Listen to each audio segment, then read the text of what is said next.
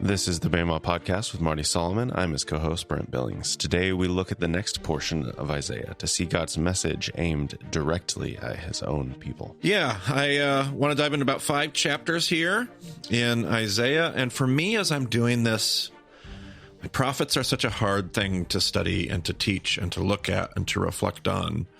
For me, the goal is always to try to figure out how do you read this in a way that's relevant and applicable to yourself, that you can find something without yanking a bad hermeneutic, like without trying to make this because there are like 3 pitfalls that I typically feel like I encounter when I'm studying the prophets. One pitfall is that I only look at the prophet from this cold academic distance. I only am considering the historical prophet Isaiah and the author. I'm only considering the historical context and the historical audience. And I just kind of stay at arm's length. And I never really wrestle with, but what do I take out of this passage so that I can be changed and be made new? One of the other pitfalls is that we use the prophets and we weaponize them against other people. So we read these, a lot of us that have like a more prophetic personality, like we hear this and we can see the ideologies in our own world. We can see the modern day empires, and we level the curses and the wrath of the prophets kind of directed at, we weaponize it against other people.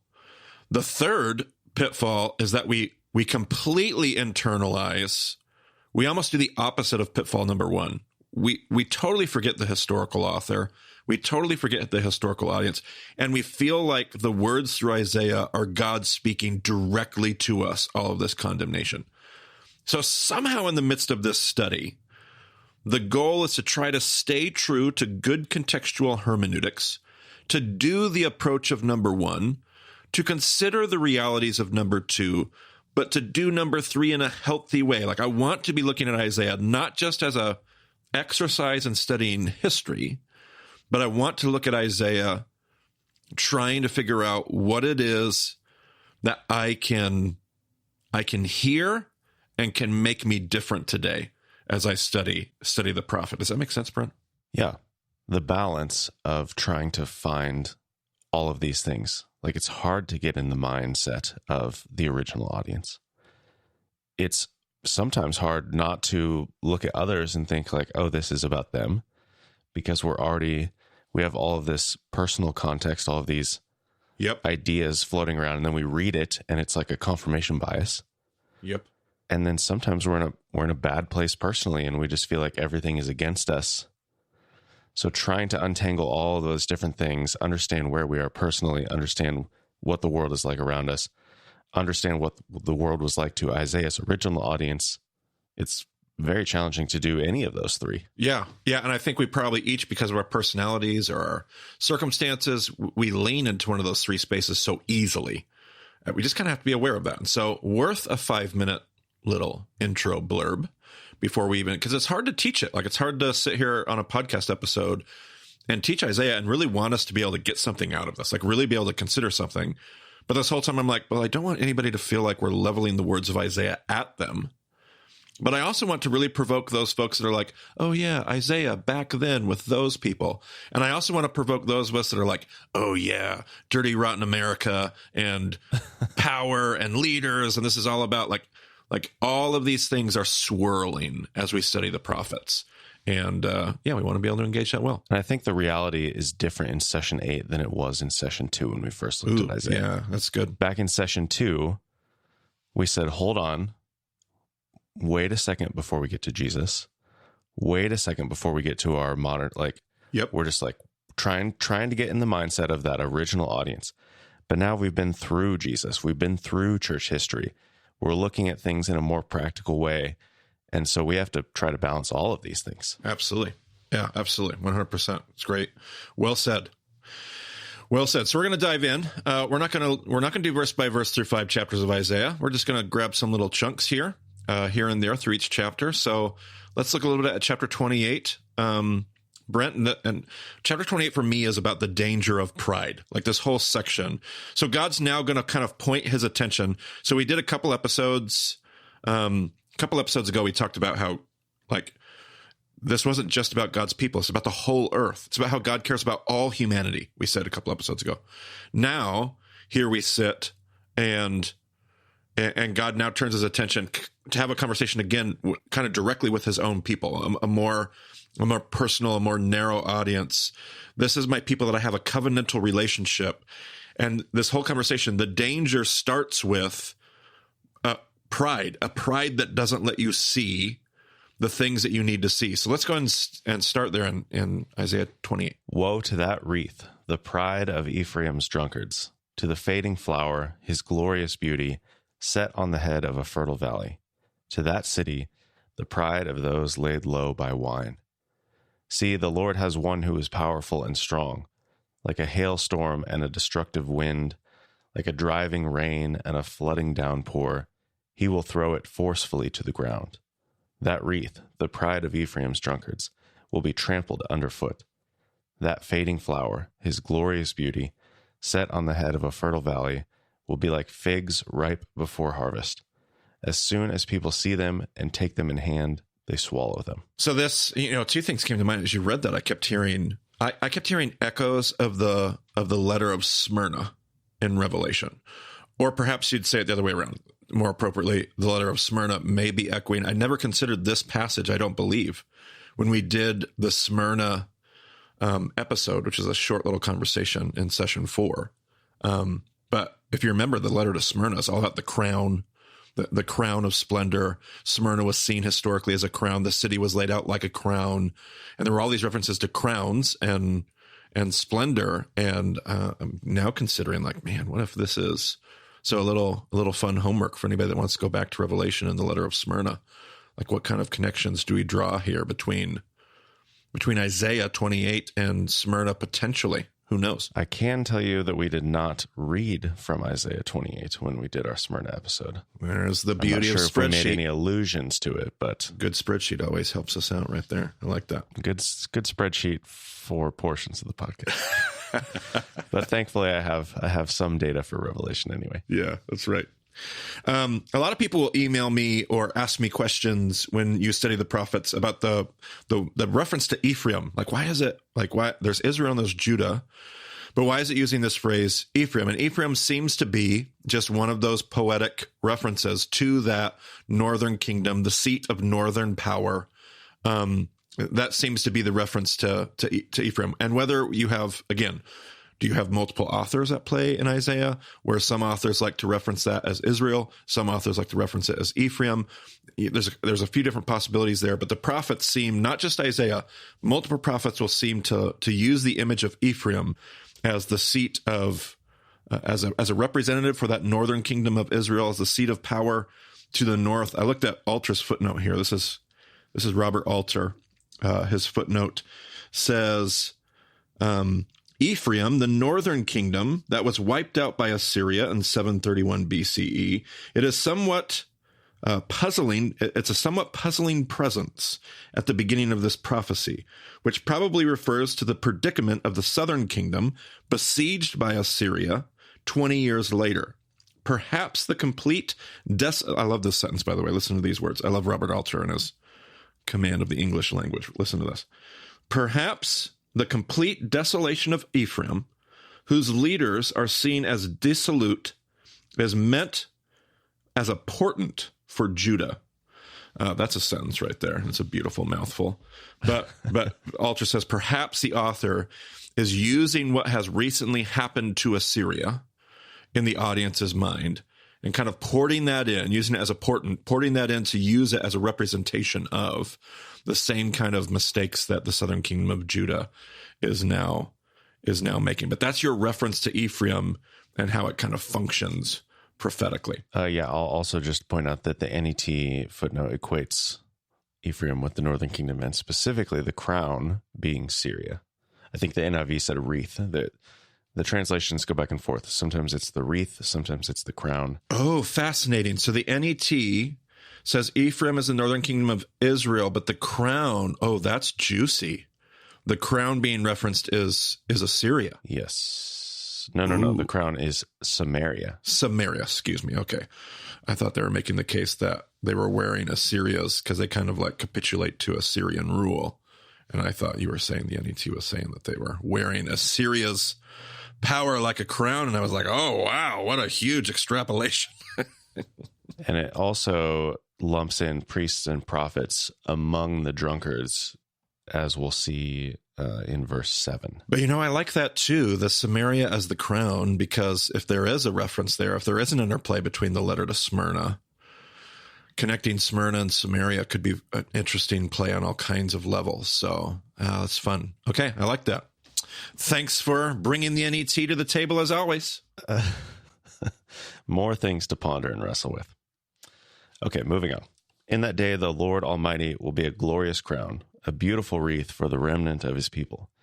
He will be a spirit of justice to the one who sits in judgment, a source of strength to those who turn back the battle at the gate. All right, so this obvious implication that it's not supposed to be our ideology, it's not supposed to be our power, our strategy, our great plans. It's God who wants to be that crown of splendor. It's God that wants to be that thing that that we look towards, that is shown off, that is the mark of beauty and rightness, tzedakah, righteousness, however you want to phrase that, but there's that reference. Go ahead and keep going. And these also stagger from wine and reel from beer. Priests and prophets stagger from beer and are befuddled with wine. They reel from beer, they stagger when seeing visions, they stumble when rendering decisions. All the tables are covered with vomit, and there is not a spot without filth. Who is it he is trying to teach? To whom is he explaining his message? To children weaned from their milk, to those just taken from the breast? For it is, do this, do that, a rule for this, a rule for that, a little here, a little there. I was just following along in Alter, and I loved verse 10 in Alter. He's translated it this way: for it's filth, pilt, filth, pilth, filth. I can't even read it. It's filth, pilt, filth, pilt, vomit, mommet, vomit, mommet, a little here, a little there. What a great translation. This is what we love about Alter, and we just keep coming back. Yeah. So, and again, I want to always be like inviting us to reflect, like, what is it? He says, this isn't about babies that haven't been weaned. These are people that should know. These are people that should understand. And it's that pride. It's that arrogance that we're wearing like a crown. It's that haughty pride that keeps us from being able to see anything, to consider the things. And so you have these images of beer and wine and overindulgence, because that's where we're no longer vigilant. We're no longer asking the questions of what God's up to. We know what God's up to, right? I mean, we know theology. We know the Bible. We know the answers. It's that pride and arrogance that is so dangerous. Go ahead, Brent. Well, do you have your Hebrew Bible in front of you? Because verse 10 is apparently pretty interesting in the Hebrew. Okay, you talk to me about the NET, and I'm going to pull it up. Well, it's not NET. This is actually the NIV footnote that tells me. No way. Hey, coming at it. All right. Yeah, the NET does have it as well. And the translation is interesting. I think Alter's translation is getting more at the spirit of what's going on here. And so what does that NIV footnote say again? It transliterates the Hebrew and says it's probably meaningless sounds mimicking the prophet's words. Oh, hey. All right, Robert Alter, I see you. Elle will have to give us her 2 cents on that. Full of vomit. It's verse, where are we looking at? Verse 10. Verse 10. All right, I'm going to pull it open here. Oh, hey, look at that. I see what they're saying. I'm no expert to say that, yeah, totally, that's what's going on. But it's just like, it's going to be phonetically, it's going to be very, very, I'm not even going to attempt to read it because I won't get it right. but that, wow. I'll read the transliteration. Okay. Sav lasav, kav lakav, kav lakav. Yeah, that's exactly right. I'm following right along. Yep. That's great. Yeah, very interesting. All right. Pretty long footnote in the NET. NET's translation is, indeed they will hear meaningless gibberish, senseless babbling, a syllable here, a syllable there. Interesting. Yeah, I'm looking at the translation, different things. What does it do? Well, the Septuagint doesn't keep that. I'll tell you that much. All right. Well, what fun. The poet prophet at work as usual. All right. Go ahead, Brent. Very well, then, with foreign lips and strange tongues, God will speak to this people, to whom he said, "This is the resting place. Let the weary rest. And this is the place of repose." But they would not listen. So then, the word of the Lord to them will become, "Do this, do that, a rule for this, a rule for that, a little here, a little there." That nonsense again. So that as they go, they will fall backward. They will be injured and snared and captured. Therefore, hear the word of the Lord, you scoffers who rule this people in Jerusalem. You boast, "We have entered into a covenant with death. With the realm of the dead we have made an agreement. When an overwhelming scourge sweeps by, it cannot touch us. For we have made a lie our refuge and falsehood our hiding place." Yeah, so here you see, I mean, this whole thing is about the danger of our pride and what our pride leads us to, and yet this little section we've pulled out kind of ends with God saying, "Don't think your pride, I'm not going to be befuddled by your pride. I will find a way to speak to you. I will find a way to get through this pride. This foolishness kind of makes for a really poor shield, a really poor shell that I'm going to break through, and I'm going to make sure that we have a little conversation," which is really where, you're going to have the rest of this chapter, but then the next chapter is going to be pointed squarely at Jerusalem itself. We're going to see Jerusalem called Ariel, Ariel, which be lion, a reference to a lion. If I know my Hebrew at all, it's going to be the reference to the Lion of God, this metaphor for Jerusalem. So now God is again having this very pointed conversation with his people. And he says, "I am going to get your attention." So let's jump to the next chapter there and see what God says as he grabs them by the shoulders and shakes them to get their attention. "Woe to you, Ariel, the city where David settled. Add year to year, and let your cycle of festivals go on. Yet I will besiege Ariel. She will mourn and lament. She will be to me like an altar hearth. I will encamp against you on all sides. I will encircle you with towers, and set up my siege works against you. Brought low, you will speak from the ground. Your speech will mumble out of the dust. Your voice will come ghost-like from the earth. Out of the dust, your speech will whisper." Okay, so here in Isaiah 29, we have this reference to the city of David, the city where David camped. Ariel, the city where David camped. How did the NIV read there? It said where David settled. The NET says the town David besieged, which is interesting when it's being besieged by the Lord. One verse later. Yes. NET says, the Hebrew says the town where David camped, and they say the verb probably has the nuance lay siege to, as referenced in verse 3. And then it says another option is take the verb in the sense of lived or settled. So kind of a... Yeah, so I'm seeing the root word. Now, again, I'm going to defer to El to always come in and fix whatever I say. I see the word chana here, as in like machana. Machana is the place of, it's an encampment. So we talk about Machana Dan. So this is Chana. So I would say camped, to dwell. Dwell is not going to be the word that, like, say, El's going to want. I don't think. But Chana would be camp, to camp. Machana would be a place of camping or an encampment. So yeah, I like the camp there. NIV. Besiege. Probably it might have those overtones, but it feels like even I know some words that would be used for to seize or to siege. But maybe, who knows? But there you go. But when I hear that, and I think of a city of David, it immediately made me think of another passage about another city of David, because there's Jerusalem, the city where David sieged, the city where David camped, the city of David. But there's another city of David. What city is that, Brent? Bethlehem. Bethlehem would be the city where David's from. So I'm cheating a little bit. I know what verse you want me to read. That's okay. After all the years that I beat you up in the first few sessions with questions, you're allowed to cheat. Everybody's going to give you a free pass on that one. But there are these two cities, and I juxtaposed the little section you just read with the passage out of Micah. So can you give us Micah chapter 5 and remind us of that passage in Micah about another city of David? And let's juxtapose these two cities, these two passages with each other. "But you, Bethlehem Ephratah, though you are small among the clans of Judah, Out of you will come for me one who will be ruler over Israel, whose origins are from old, from ancient times. Therefore Israel will be abandoned until the time when she who is in labor bears a son, and the rest of his brothers return to join the Israelites. He will stand and shepherd his flock in the strength of the Lord, in the majesty of the name of the Lord his God.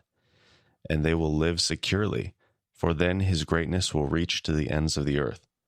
And he will be our peace when the Assyrians invade our land and march through our fortresses. Yeah, so if you remember when we did that passage before, this passage is about the backwards, upside-down nature of what God's doing. Like, Bethlehem was this, though you are small among the clans of Judah, you, O Bethlehem Ephrathah, like this city of David.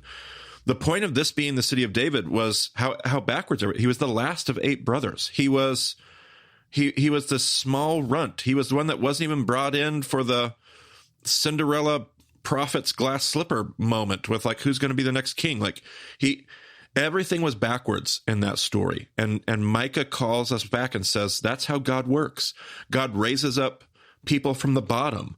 God does things backwards. And this messianic ruler isn't going to come through the power. And now you juxtapose that with this other city of David that now sits with all of the pride and the arrogance.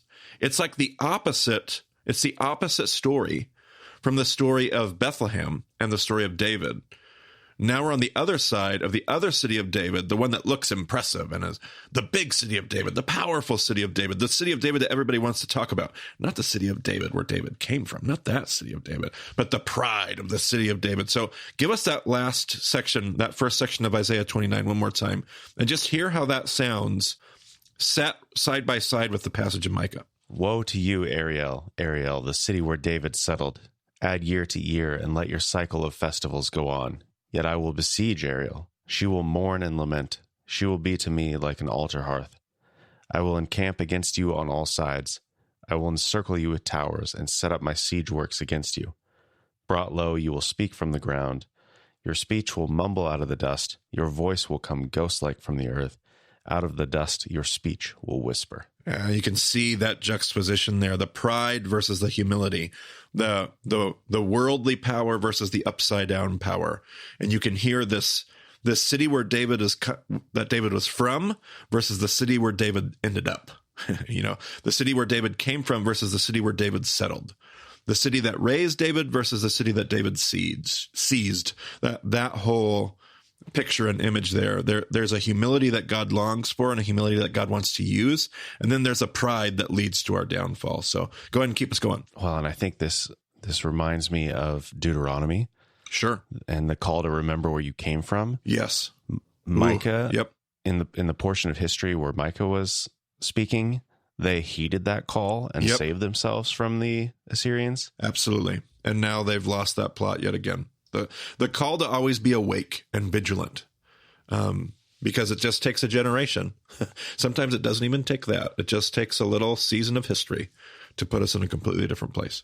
But your many enemies will become like fine dust, the ruthless hordes like blown chaff. Suddenly, in an instant, the Lord Almighty will come with thunder and earthquake and great noise, with windstorm and tempest and flames of a devouring fire. Then the hordes of all the nations that fight against Ariel, that attack her and her fortress and besiege her, will be as it is with a dream, with a vision in the night, as when a hungry person dreams of eating, but awakens hungry still, as when a thirsty person dreams of drinking, but awakens faint and thirsty still.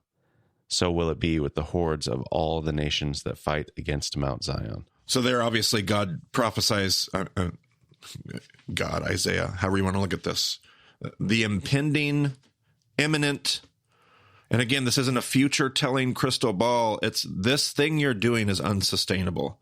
And so this is where it's headed, and this is where it's going to end. And like a dream, like a vision, this is, or maybe I might say like a nightmare. This is not going to go well. Let's finish off this little section we have here, Brent. Be stunned and amazed. Blind yourselves and be sightless. Be drunk, but not from wine. Stagger, but not from beer.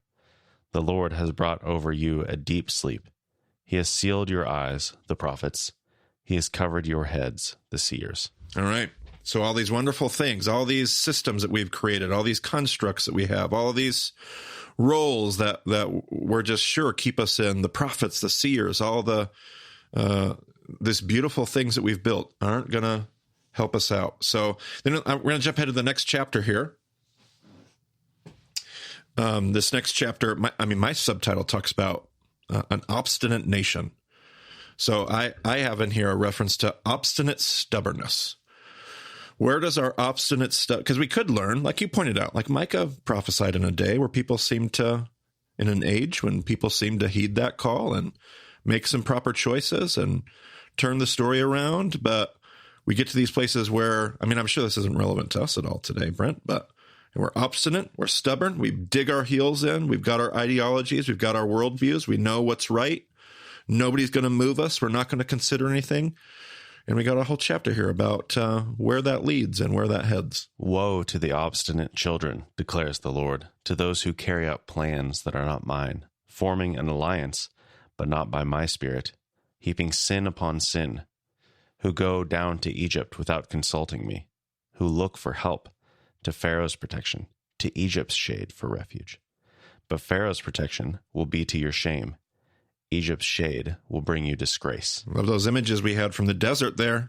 Session 1, the shade that you're looking for, the shade, you're going to Egypt for that. You're doing things that make all kinds of wonderful, logical sense. And yet this isn't what I asked of Ahaz a couple generations ago. This isn't what I invited my people to do. That's not the shade that you're supposed to look for. This is exactly what I've told you not to do. I'm trying to tell a different story than the one that makes sense by the world. Again, I feel like there are probably things here we ought to consider before we, hit send on that next social media post, before we craft that wonderful, punchy little meme that we create. Be careful about where this pride and this stubborn, I like that word. There you go, stubborn. this stubborn obstinance, where does it take us? Where does it lead us? It's actually that stubborn obstinance that can blind us from the things that we need to learn in that moment, but keep us moving. I like the NET, not footnote, but the subtitle, Egypt will prove unreliable. Yeah. Like, how many times do we see God's people try to go to Egypt and then it doesn't give them what they're hoping for? Yeah. And in a practical application for us, how many times do we return to the same things that have hurt us, that have enslaved us, that have whatever, and we just keep trying to go back because it's just appealing in whatever way. Yeah. So something to consider for our own lives in this case. Yeah, that conventional wisdom that says, hey, this is, it made sense historically. Like Egypt, of course, Egypt is the one place that never fails. Only it actually fails all the time. But we kind of lose that in our conventional wisdom of, I'm going to keep going because this delivers. But it doesn't deliver. And worth noting. I'm going to jump down to verse 8. Go now, write it on a tablet for them, inscribe it on a scroll, that for the days to come it may be an everlasting witness. For these are rebellious people, deceitful children, children unwilling to listen to the Lord's instruction. They say to the seers, see no more visions, and to the prophets, give us no more visions of what is right. Tell us pleasant things, prophesy illusions. Leave this way, get off this path, and stop confronting us with the Holy One of Israel. I read that section. It made me think. I recently saw a tweet from Beth Moore where she was saying, not only is history going to judge the preachers who failed to speak the truth and to call out our idolatry, history is also going to judge the congregations and the institutions and the churches that wouldn't let them. And it made me think of that phrase of Heschel's, like, few are guilty, all are responsible. Like, we all have a part to play. Many of us as Bible teachers or pastors or whatever, like, we know what it's like to want to speak out about some of these things and know, what did that verse say here? What is Alter's translation here? I got Alter in front of me right now. Who say to the seers, you shall not see, and to the visionaries, you shall not envision for us true things. I do love that phrase. They say to the visionaries, you shall not envision for us true things. Envision for us false things. We don't want to see. We don't want to hear. I just thought that was as is totally on brand for Beth Moore these days. Just a great, provocative, thought-provoking tweet there. I guess they're not tweets anymore. What do we call them? Posts? goodness. I think we were supposed to call them X's. It's all ridiculous. Well, speaking of foolish worldly wisdom, let's go ahead and keep reading. Yeah, I like the juxtaposition between what we just read and then what's coming up. They say, leave this way, get off this path, and stop confronting us with the Holy One of Israel. Yes. Therefore, this is what the Holy One of Israel says, because you have rejected this message, relied on oppression, and depended on deceit, this sin will become for you like a high wall, cracked and bulging, that collapses suddenly in an instant.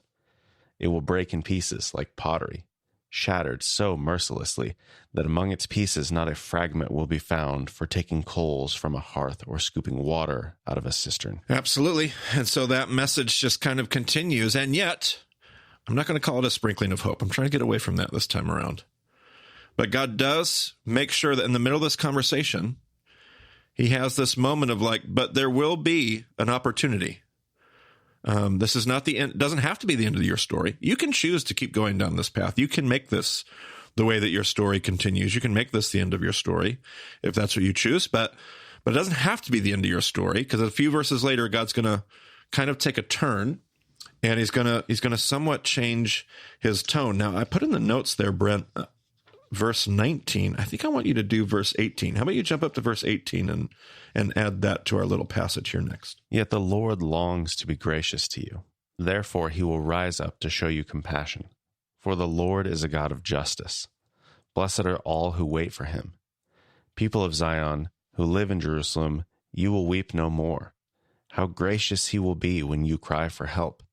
As soon as he hears, he will answer you. Although the Lord gives you the bread of adversity and the water of affliction, your teachers will be hidden no more. With your own eyes, you will see them. See, in the middle of all this, like the prophet keeps insisting on God's commitment to mercy. God keeps insisting on God's commitment to grace. Like there is a thing behind the thing for God. God isn't just out here red-faced, snot dripping out of his nose, just wanting to just tear up this whole world with wrath. God is trying to put things back together, and there will be consequences for this crazy pride. There will be a wrath that is a deen, to use session 2 language, that is a part of God's mishpat, a part of his restorative justice, a part of his righteousness. He may use a little bit of discipline, but it's because there's this other thing and so there will come a day where he will rise up in his mercy, and there will be an opportunity to respond. And it keeps going. It's not just those few verses, but give us the next little bit, Brent. Whether you turn to the right or to the left, your ears will hear a voice behind you saying, "This is the way, walk in it." Then you will desecrate your idols overlaid with silver and your images covered with gold. You will throw them away like a menstrual cloth and say to them, "Away with you." He will also send you rain for the seed you sow in the ground, and the food that comes from the land will be rich and plentiful. In that day your cattle will graze in broad meadows. The oxen and donkeys that work the soil will eat fodder and mash, spread out with fork and shovel. I suppose that's supposed to be a good thing. Fodder and mash doesn't sound particularly appealing to me, but not in the English. Maybe it sounds more, song-esque. Yes. In the day of great slaughter, when the towers fall, streams of water will flow on every high mountain and every lofty hill.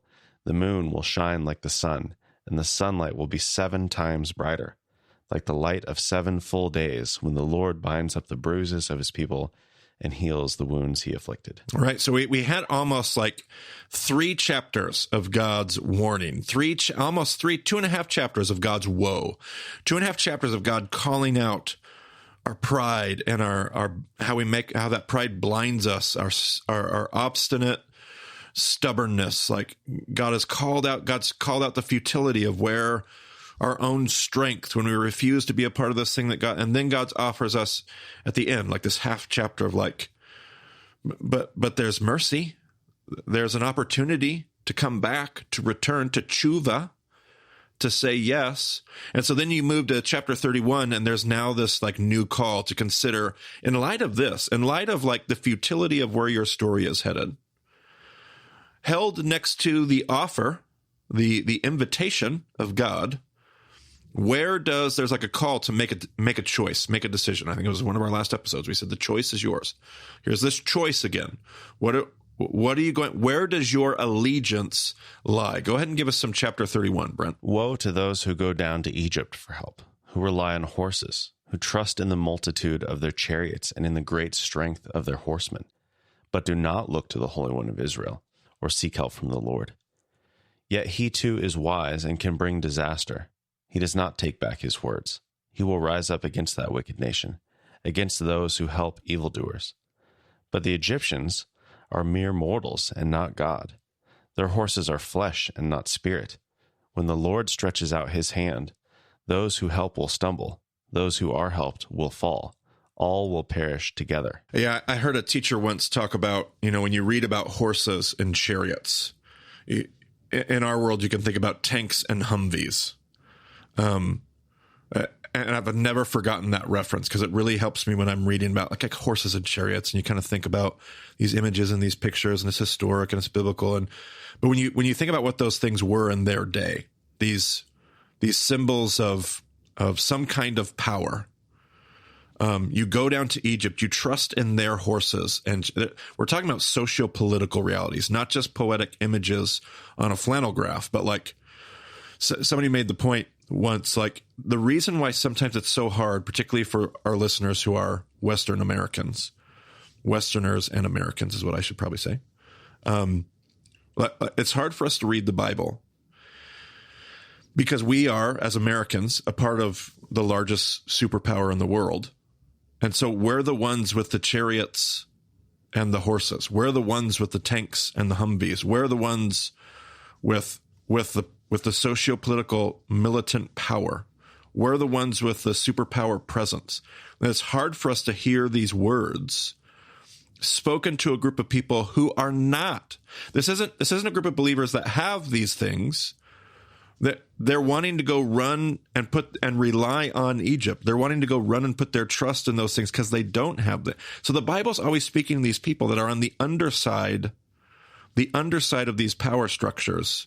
And when they're in trouble, they don't get to like kind of blend their faith with this other socio-political reality, which is also a struggle, by the way. It's a different kind of struggle. It's a struggle that we have, but it's always tricky to remember that as we read these words of Isaiah.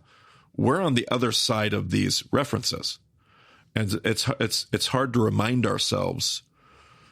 They're trying to figure out, do I go make a socio-political alliance with the people that have the power to help me physically? Or do I say no to those ways because I'm going to want to say yes to God's ways? And when we see that, I think we're all going to realize I would not, I don't know about you, Brent. I would not, this isn't going to be an easy decision for me. I'm not sure I'm going to look at this as a citizen, as a normal person who has a job and a 9-to-5 and a whatever, and just be like, oh yeah, I trust the story. Yeah, I trust the story. It's a good little tagline. Like I'm going to have a hard time saying yes to the thing that Jesus is inviting me to, that God's inviting us in Isaiah to consider where our allegiance lies. Because I kind of put my allegiance in both things. I have the luxury of doing that in my reality, and that can be tricky. Yeah, it's kind of funny considering the current events. Like it's so weird to think about the warfare that's going on in Ukraine or Israel. Like they're actually using tanks right now. This isn't right. This isn't some like distant past for us either. Like it is present day stuff that's happening. Right. And yeah, you could get real specific with that in some practical ways. Like, where did they get those tanks from? You know, and that's not a condemnation. I don't know. I am not going to sit in the seat of God and make the judgment of where they did something right or where they did something wrong or what the reality in the world. Like, I'm not making any poetic statements about the mess of our world today. But you can see how real this stuff becomes. Like, we live in a world today where the socio-political reality of our globe is one of socio-political superpowers, and who you've made it. Like, we even talk about the peace of the Middle East, which we all know isn't peace, but that is kept because of these weird alliances that we have made with this group of chariots and that group of horses. And we fund. It's just so You can see the bankrupt, like this doesn't lead to redemption. This thing that we're all a part of, it doesn't put the world back together. To be the largest arms dealer on the planet, not the way of shalom. And I don't know what the answer is. I don't have any suggestions for that. But you can see these words of God, this wisdom of God in the prophets, very, very applicable. Still true 2,000 years later. And very easy for it just to be like, but that's not realistic. And yet God says, be very, very careful about what that does to the human heart, because that, and yes, we've seen where that leads, no matter which side, quote unquote, you take in any of these conflicts. No matter how you see the socio-political realities that are at play here, nobody wins through this worldly wisdom. It just leads to more and more woe and more downfall and more destruction. This really isn't all that out of date at all. Okay, moving on then. This is what the Lord says to me. As a lion growls, a great lion over its prey. And though a whole band of shepherds is called together against it, it is not frightened by their shouts or disturbed by their clamor. So the Lord Almighty will come down to do battle on Mount Zion and on its heights. Like birds hovering overhead, the Lord Almighty will shield Jerusalem. He will shield it and deliver it. He will pass over it and will rescue it. And I always thought that passage is in Jeremiah, and I was wrong. I've always said that passage was in Jeremiah, and I got ready for our podcast today, and I was like, oh, look, that passage is in Isaiah. Huh. Is it not also in Jeremiah, perhaps? It could be, but I think I was just wrong. Chances are good I was just wrong. But I do love that, because God's not intimidated by these situations. Like when you hear Marty poetically talking about our socio-political realities today, and you're like, come on, that's just not realistic, Marty. Yeah, but I don't know, but God's not intimidated by our superpowers. Like God's not like a hungry lion just hunched over its prey. It doesn't care that shepherds have come out called against it. It's fine. It's fine. God is fine. God knows exactly how this world operates. And just a great reminder. And so then we can jump over to chapter 32, because this is the image. This is the passage we talked about before in session 2, one of my favorites. This is what it looks like. Okay, Marty, so what are you suggesting? What are you suggesting we should do? What should we give our time to? What should shalom look like? If it's not going to look like all this self-preservation, all these alliances and allegiance conversations with Egypt and where we put our trust and what power looks like. So what does it look like? Let's go to Isaiah 32 and be reminded. Brent, go ahead. See, a king will reign in righteousness, and rulers will rule with justice. Each one will be like a shelter from the wind and a refuge from the storm, like streams of water in the desert and the shadow of a great rock in a thirsty land. Obviously, one of my favorite passages, one of my favorite teachings. We should link in the show notes, Brent, our Isaiah episode where we talk about this passage, so I don't have to do it all over again today. But we talked about how there's a king. For us, that king might be Jesus, as Jesus followers. But then there are rulers, plural. And we are those rulers. And so there is a partnership. There is a physical participation in the kingdom. And give me that second phrase again. The rulers will. Give me that verse 2, actually, as I'm looking at it. Read me verse 2 once more. What will these rulers be about? Each one will be like a shelter from the wind and a refuge from the storm, like streams of water in the desert and the shadow of a great rock in a thirsty land. So these will be positive presences. These will be refreshing, protective, a refuge, a stream of water in a desert. This is what we're called to. We're not called to chariots and war horses and strategies and self-protection. And we're called to give ourselves for the good of other people. That's what kingdom looks like. That's what God's always called his people to. Well, and I think back to, I think it was chapter 30 where they were trying to get those things from Egypt, and Egypt was not providing them or not providing them in a way that was helpful to them in the end. Yep. Oh, and by the way, that episode that we reference is episode 136. Session 4. Yep. Probably is the conversation in Acts, I'm betting. Indeed. Okay. Then the eyes of those who see will no longer be closed, and the ears of those who hear will listen. The fearful heart will know and understand, and the stammering tongue will be fluent and clear. No longer will the fool be called noble, nor the scoundrel be highly respected. And what's the impetus for it? What's caused all this? What's caused the eyes to be open, Brent? What has caused the ears of the deaf to hear? What's caused people to understand? What has been the cause of the world being put? Was it the right superpower winning the right war? Was that what caused this to happen, Brent? It's the right king put in place. And maybe even more so. Well, and the rulers that follow him and are loyal to him.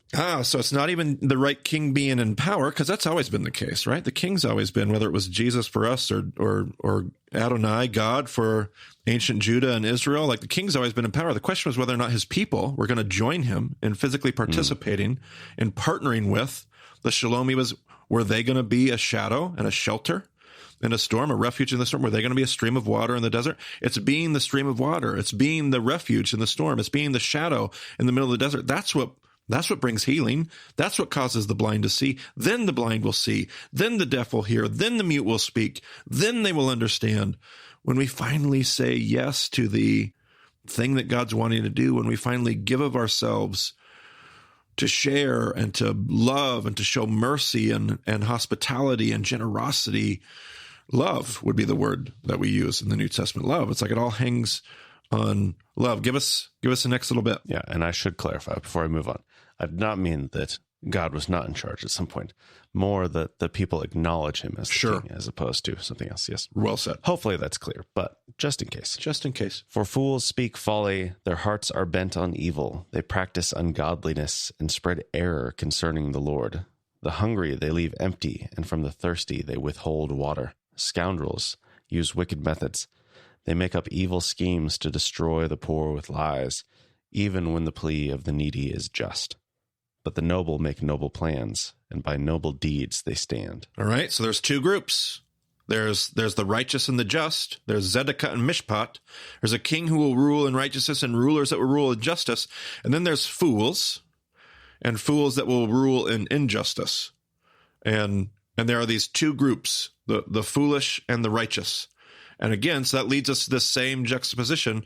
And that I love that last phrase, that famous verse that, the noble deeds. Give me that last verse one more time, because I'm going to butcher it if I try to quote it. But the noble make noble plans, and by noble deeds they stand. All right. So will we be a part of the noble, the valorous? Will we be a part of this thing that God's wanting to build? Or will we be like those fools? The choice, again, is ours. And so we jump to this last chapter for today. And we're just going to read a little bit out of that, because this is that call. The choice is ours. What, for now, we get to choose. In this moment, we get to choose which party, which story we're going to be a part of, which one of these groups we want to say yes to, and this choice is still probably ours today. But let's hear it through the lens of Isaiah 33. Woe to you, destroyer, you who have not been destroyed. Woe to you, betrayer, you who have not been betrayed. When you stop destroying, you will be destroyed.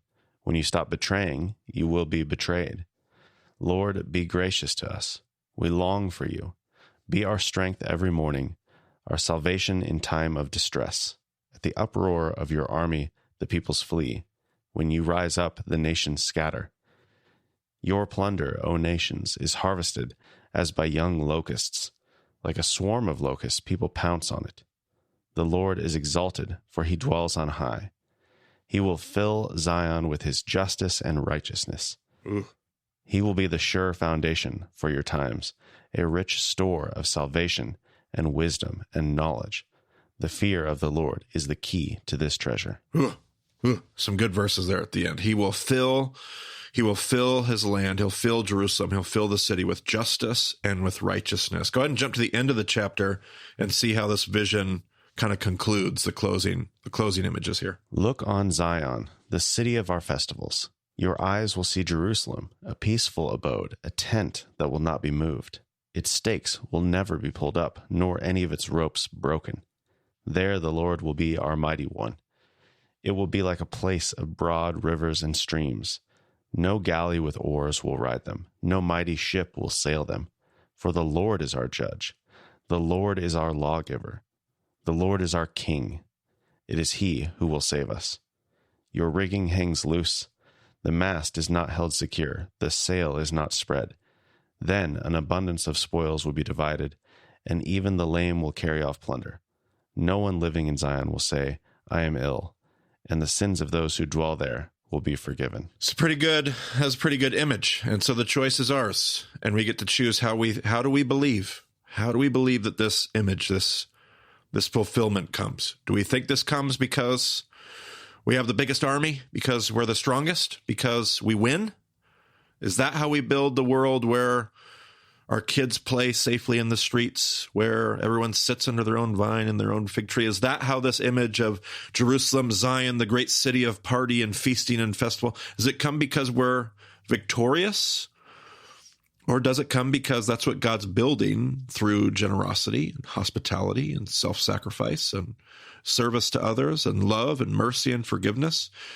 How do we really believe? And I think it's at this point when we really start to frame it and phrase it like that at the end of our conversation here today, these 5 chapters of Isaiah.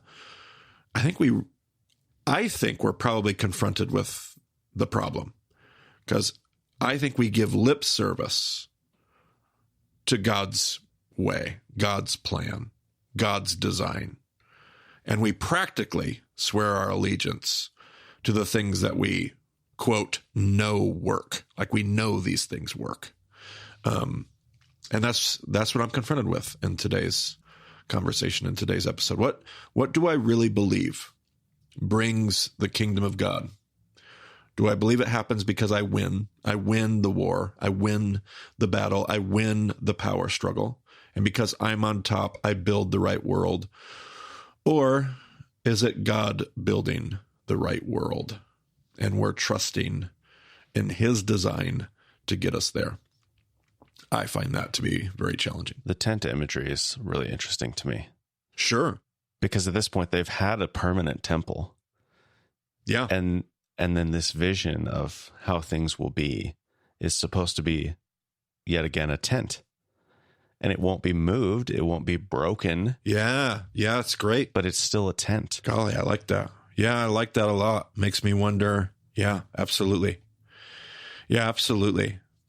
I've never really thought much on that verse and how much it could be saying there, but you're absolutely right. Yeah, this image of going back, like stepping away from this imperial power and this big house with gold you had to make me, and going back to the days where and again, it's not moving, like you said. It's a tent not to be moved. It's there.